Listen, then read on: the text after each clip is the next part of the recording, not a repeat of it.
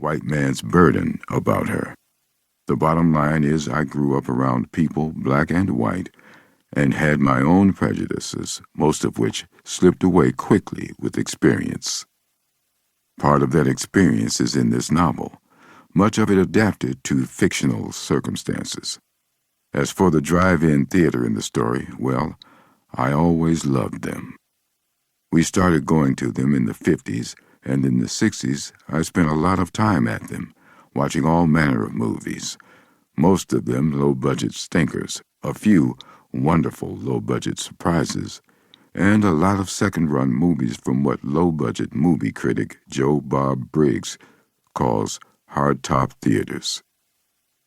I never lived in a drive-in like Stanley does, though there were, in fact, drive-ins that were designed as both home and theater screen, or were a combination of concession stand and home. The drive-in in my story may be a bit more elaborate than any in reality, but as I said, it is based on fact.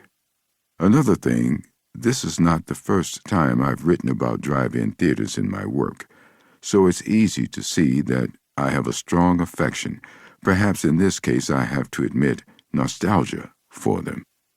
Truth is, I probably lack the patience to actually attend one nowadays, if there were any. I would probably want better speakers, less summer heat, and no mosquitoes. I'm quite fond of this book.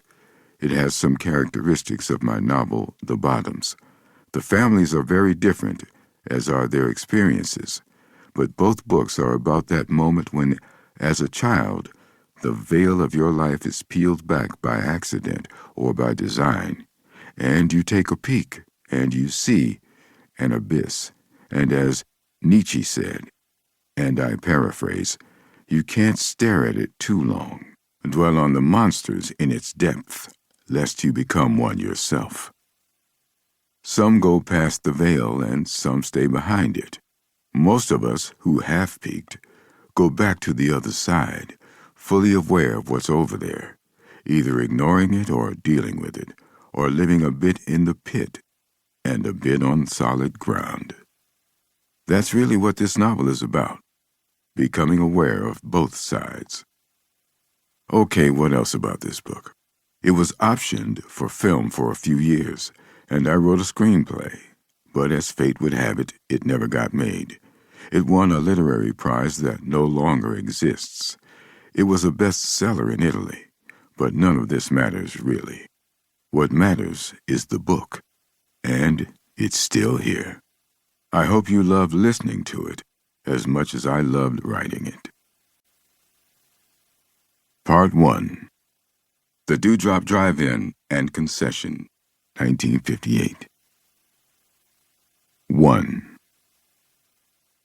My name is Stanley Mitchel Jr., and I'll write down what I recall. This took place in a town named Dumont, and it's a true story. It all happened during a short period of time, and it happened to me. Dumont got its name from an early settler named Ham Dumont. Little else is known about him. He came, gave his name to the place, then disappeared from history. Dumont, during its early days, was a ratty collection of wooden huts perched on the edge of the Sabine River in the deep heart of East Texas, a place of red clay and white sand, huge pines and snake-infested wetlands. There are faded photographs in the Dumont Library of a scattering of pioneer hovels on the river's edge as viewed through the lens of a primitive camera. You wouldn't think much would come of this beginning, besides maybe a hard rain and a slide into the river. But through the years and into the 20th century, these shacks gradually inflated into a town as the great trees went down and were turned to lumber. Later, the town swelled into a small city of about 100,000. But these events happened earlier, when my family, the Mitchells, moved there at the tag end of the 1950s. Before we moved to Dumont, my daddy had been a mechanic in a small town of 300, appropriately named No Enterprise. One day he came home sick of working beneath cars, lying on cold cement and creaking creepers.